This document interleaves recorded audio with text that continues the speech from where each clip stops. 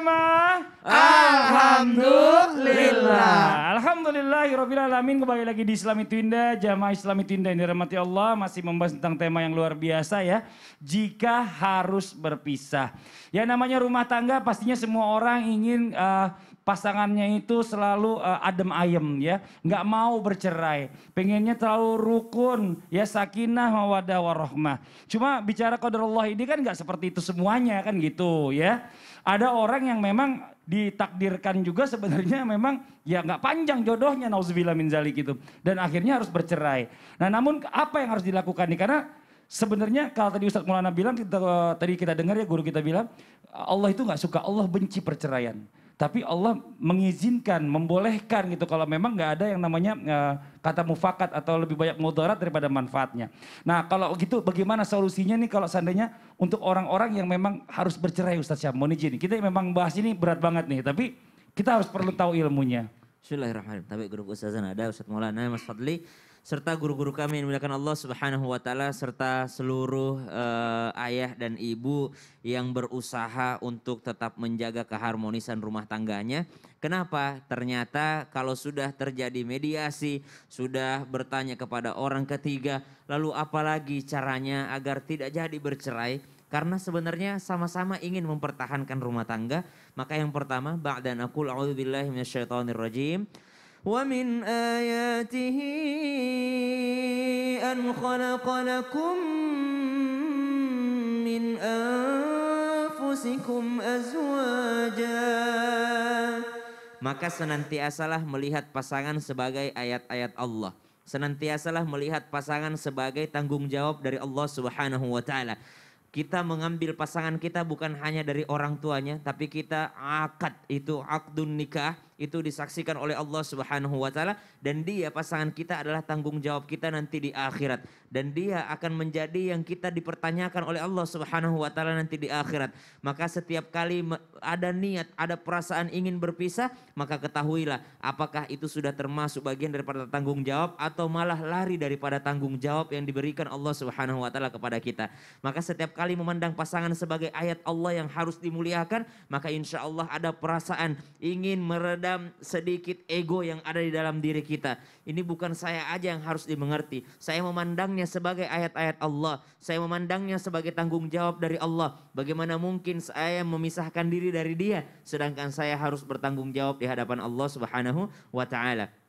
Kemudian yang kedua, jangan, memang dalam Islam, dalam fikih ada talak 1, talak 2 sampai talak 3.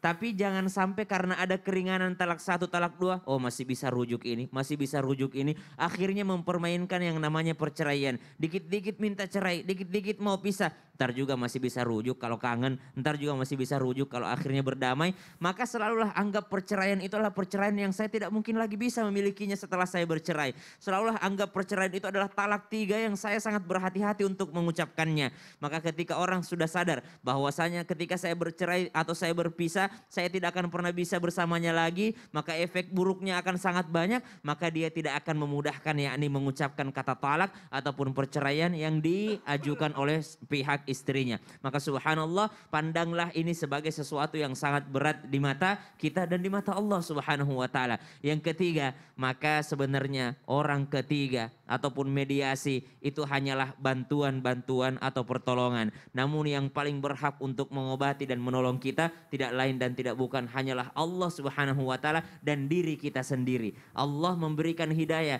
namun diri kita sendiri yang mampu untuk menahan, diri kita sendiri yang mampu untuk mengobati luka kita sendiri. Wallahu taala alam. Fokus kepada kebaikan, jangan fokus kepada kekurangan pasangan. Iya, Masya Allah. Jadi kita bicara masalah tentang mediasi ini gak selalu membuka hasil yang baik juga. Betul. Ya. Balik lagi semua kepada diri kita sendiri. Iya, makanya alasannya harus alasan yang syar'i, bukan Masya alasan Allah. sendiri. Jazakallah khairan kasiran. Makasih Sama-sama, banyak Ustadz Fadli. Syam. Nah sekarang kita lanjut lagi nih buat jamaah Islami Twinda yang ada di rumah. Nah bagaimana nih kalau misalnya seandainya kasusnya ini ya, suami istri ini habis talak terus cerai.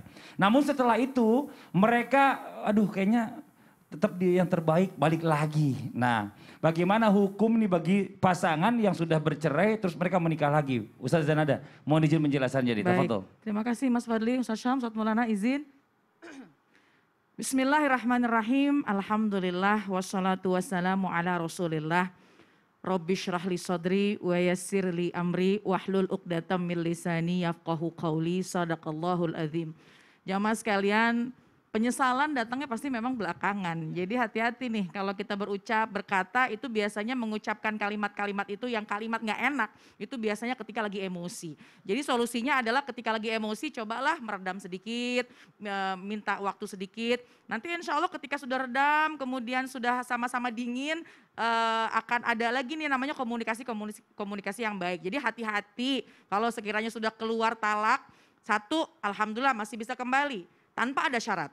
Kemudian terucap lagi, saya cerai kamu. Yang kedua kali masih bisa kembali tanpa ada syarat. Nah tapi kalau yang ketiga kali, berarti bisa dibayangkan ya dalam perjalanan kehidupan, ini batasan maksimal itu cuma 3 kali dalam pengucapan talak. Jadi talak pertama itu sudah jatuh 1. Kemudian ketika beberapa waktu kemudian diucap lagi, nah ini yang harus diperhatikan. Jadi batasan itu hanya sampai dengan 3. Dan ketika sudah 3, ini udah talak yang akhir. Makanya hikmahnya adalah seorang suami lebih pandai, harusnya lebih bisa dalam menjaga lisan, jangan sampai mudah untuk mengucapkan kalimat talak. Dan juga begitu untuk istrinya, jangan juga dikit-dikit, ayo saya minta dicerai, cerai saya. Nah ini malah berantakan. Intinya apa? Komunikasi harus lebih dijaga lagi. Nah kemudian bagaimana ketika seseorang udah berpisah, kemudian pengen kembali. Kalau talak 1, talak 2 aman, tanpa syarat bisa kembali. Ya hanya dengan ucapan, atau bahkan ketika tidur bersama lagi, insya Allah itu sudah menjadi sebuah syarat kembali atau rujuk. Nah tapi kalau udah talak 3, Allah yang cantumkan dalam Al-Quran surat Al-Baqarah ayat 230. A'udzubillahi minasyaitonirrajim. Bismillahirrahmanirrahim. Fa in talaqaha fala tahillu lahu min ba'du hatta tankiha zaujan ghairah. Ini Allah loh yang cantumkan dalam Al-Quran. Allah firmankan dalam Al-Quran, firman Allah bahwasannya ketika suami sudah mencerai istri setelah talak yang kedua. Artinya talak yang ketiga. Nah ini udah gak halal nih. Itu si istri itu tidak halal bagi suaminya. Kecuali si istri menikah lagi dengan orang lain. Nah ini kan besar banget ganjarannya, berat banget yang harus dilakukan. Ini ucapan yang ketiga. Ketika sudah diucapkan yang ketiga kali, maka si istri haram bagi suaminya. Dan bisa menjadi halal, bisa menikah lagi apabila istri nikah dengan orang lain dan bukan hanya sekedar ijab kabul. Ya udah ya perjanjian habis ijab kabul kemudian menikah, enggak.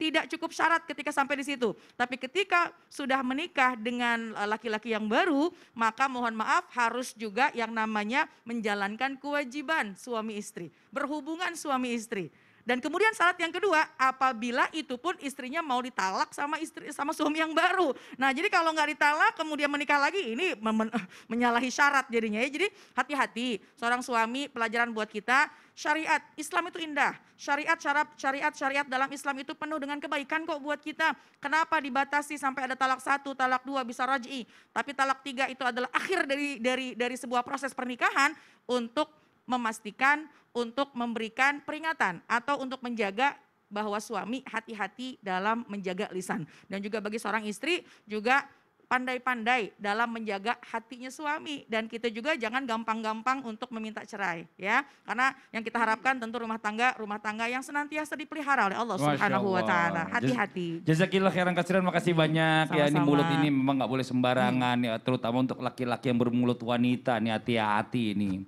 Apalagi laki-laki yang bermulut ember. Iya, dan laki-laki bermulut julid.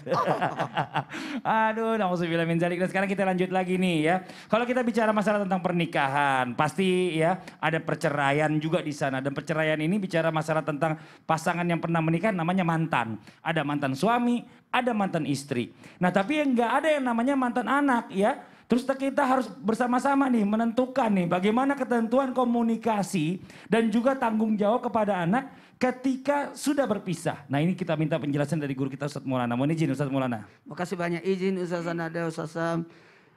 Tidak ada mantan anak, tidak ada mantan orang tua. Sampai kapanpun anak tetap anak. Sampai kapanpun orang tua tetap orang tua. Maka kalau nauzubillah summa nauzubillah harus saya katakan ini, kalaupun terjadi qadarullah harus bercerai, maka tetap ada tanggung jawab tetap ada kewajiban, tetap ada namanya nafkah. Maka dalam hal ini tanggung jawab kepada anak.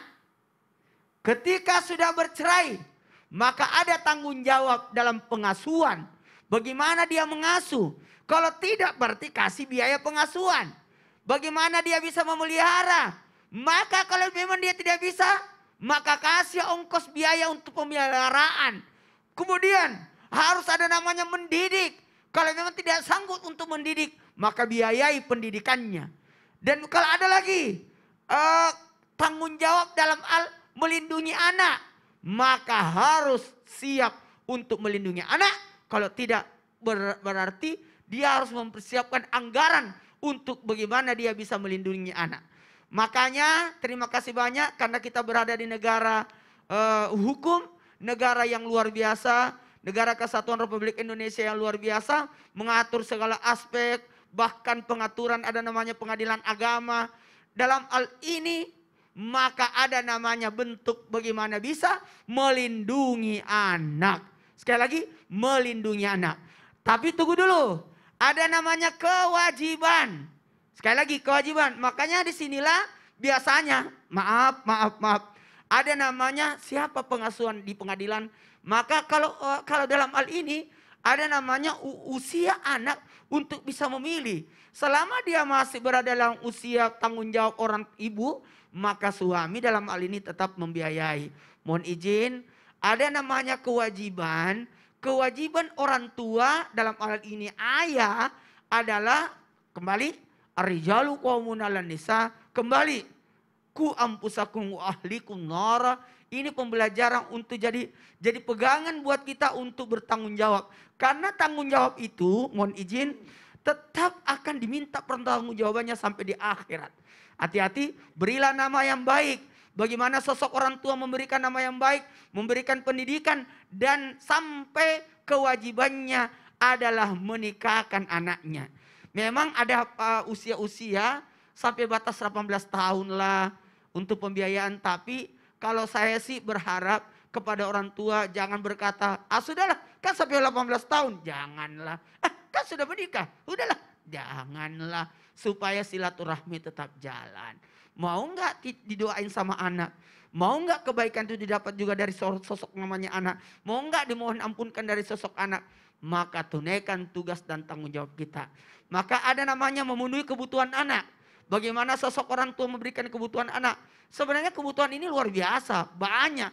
Bukan hanya makanan, minuman, pakaian, bahkan tempat tinggal. Bahkan kebutuhan yang bersifat pokok. Mohon izin, ada namanya nasihat.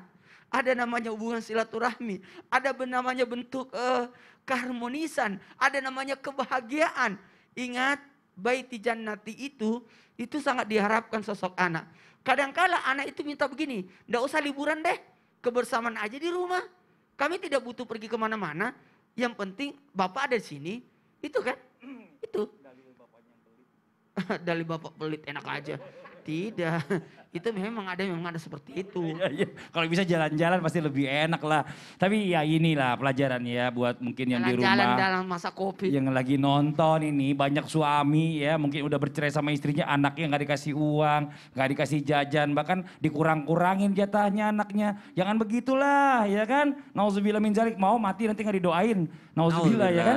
Nah sekarang kita lanjut lagi nih ya buat jamaah Islami Tinda yang ada di rumah ini, Masya Allah. Kita ternyata mendapatkan pertanyaan-pertanyaan banyak banget nih dari yang di rumah. Kalau gitu kembali lagi kita masuk ke segmen Tanya Dong Ustadz. Kami semua tanya dong Ustadz. Dari Instagram @toko_fitri_subang. Assalamualaikum Ustadz, apakah perpisahan itu juga termasuk bagian dari takdir kehidupan? Karena kan katanya ada jodoh yang panjang, ada yang pendek. Terus kalau menikah lebih dari satu, apakah itu berarti jodohnya banyak? Wah, terima kasih penjelasannya. Aduh, yang jawab Ustazah Nada aja deh biar gak ada yang tersinggung. Silakan Ustazah Nada. Baik, yang ada itu adalah iza ahabballahu abdan ibtalah. Jika seorang hamba dicinta oleh Allah, itu pasti hambanya akan diuji. Jadi di antara bagian dari ujian adalah dalam pernikahan ada yang namanya mungkin percekcokan, ada ujian dari pasangan, ada ujian dari suami, ada ujian dari istri. Nah itu anggap pertama adalah sebagai ujian. Jadi memang harapannya semuanya baik-baik aja ya, Masya Allah. Kalau jawab harus panjang berarti ini. Iya, jawab harus panjang. Tausiah kalau bisa Baik. kalian. Bismillahirrahmanirrahim. Alhamdulillah wassalatu wassalamu ala Rasulillah. Alhamdulillah jamaah sekalian membahas tentang masalah takdir, membahas mengenai masalah jodoh itu bagaimana, membahas mengenai masalah ketentuan-ketentuan yang Allah sudah tetapkan. Karena sesungguhnya Allah sudah tetapkan adalah yang pertama yaitu bagaimana ajal kita. Kemudian yang kedua yaitu mengenai bagaimana rizki kita. Dan di antara rizki adalah bagian dari jodoh. Dan kemudian juga bagaimana kehidupan kita kelak yaitu baik atau buruk. Nah, yang namanya jodoh di sini Allah memang sudah takdirkan, Allah sudah tentukan. Tapi yang namanya jodoh tentu ini adalah sebuah takdir yang harus diupayakan. Kalau ketika kita sudah akdun nikah, kita sudah berpasangan, kita sudah menikah, inilah pasangan kita, itulah amanah yang Allah berikan kepada kita, maka jagalah dengan sebaik-baiknya. Dan itu memang bagian dari proses perjalanan kehidupan kita. Itu adalah di antara yang Allah sudah titipkan kepada kita sehingga kita jalankan dengan sebaik-baiknya. Nah, kalau dalam perjalanan ada ujian, nah itu pasti namanya rumah tangga nggak mungkin, pasti aja sebulan, 2 bulan, setahun, 2 tahun pasti yang namanya selisih paham itu ada. Karena untuk menyatukan dua kepala, menyatukan dua kepribadian pastinya perlu dengan penyesuaian. Yakinlah satu hal yang tadi saya sampaikan di awal, iza ahabballahu abdan ibtalah. Ketika seorang dalam kehidupannya kemudian menghadapi yang namanya ujian, anggap dulu itu pertama adalah ujian dari Allah. Yang namanya ujian, tidaklah Allah akan memberikan ujian kepada kita, kecuali Allah akan mengangkat derajat kita. Dan yang kedua Allah akan memberikan hal yang terbaik, hadiah terbaik setelah ujian itu lewat. Jadi jangan berpikir ketika ada percekcokan dalam rumah tangga, udah deh kayaknya emang udah gak jodoh kayaknya nih, udah deh selesai aja deh sampai sini, akhirnya dianggap itu sebagai jodohnya sampai sini. Ikhtiarkan semaksimal mungkin, ketika sudah diikhtiarkan dengan sebaik-baiknya, kita berdoa kepada Allah, minta petunjuk dari Allah, karena mungkin bagi kita perceraian baik nih kayaknya, belum tentu, istikharah dulu. Asa antakrahu syai'an wa huwa khairul lakum. Bisa jadi yang tidak baik menurut kita, baik menurut Allah. Atau bahkan sebaliknya. Jadi yang paling penting adalah kita tidak bisa menentukan ini takdir kita nih kayaknya nih. Dah ikhtiarkan dulu semaksimal mungkin, perbaiki dulu. Pertahankan rumah tangga kita sebaik-baiknya. Yang ketiga, minta sama Allah, minta petunjuk dari Allah. Apabila sudah mendapatkan petunjuk dari Allah, bismillah, insya Allah itu adalah pilihan yang terbaik, pilihan dari Allah Subhanahu wa Ta'ala. Mudah-mudahan kehidupan kita akan jauh lebih baik lagi setelah itu. Amin ya Rabbal Amin, alamin. amin ya Rabbal Wallahu a'lam alamin. Nah ini sekarang nih, masalah lagi ini nih, tuh ya. No. Tuh, lihat ini tuh. nih, Kagak begini. fokus kan, kagak fokus. Orang lagi tausiah main HP. Ini soalnya gini, ini ada yang nanya sama saya nih. Ya, pasti ada dia nanya curhat, dia curhat nih. Tentang Kalau apa tuh? hubungan rumah tangganya tuh katanya selalu diganggu sama mertuanya. Waduh. Terus dia minta saran ke saya gitu. Nah ini gimana Ustadz? Saya juga gak bisa jawab. Gak enak saya jawab Rumah takut salah. tangganya sering diikut campuri oleh mertuanya. Betul. Ini mirip banget nih sama pertanyaan jamaah yang dikirim nih. Masa? Jangan-jangan tetangga Mas Fadli yang ngirim ya? Masa enggak? Ini cuma orang nanya doang, ini ada yang kenal sama saya juga. Kebetulan. Paling ini Ah, tetangga jangan begitu, beneran. tetangga saya Beneran baik-baik deh, aja beneran deh itu. kalau gak percaya nanti lah kita lihat pertanyaan dari jamaah ya. Masa, Ini kan masa. masih banyak pertanyaan yang masuk nih. Insya Allah di Islam itu Indah Oh nih. ya udah kalau gitu yang di rumah jangan kemana-mana ya. Benar. Kita akan mendengarkan jawabannya setelah yang satu ini tetap di Islam itu Indah. Jamaah, oh jamaah. Alhamdulillah. Mau lihat gak? Subhanallah.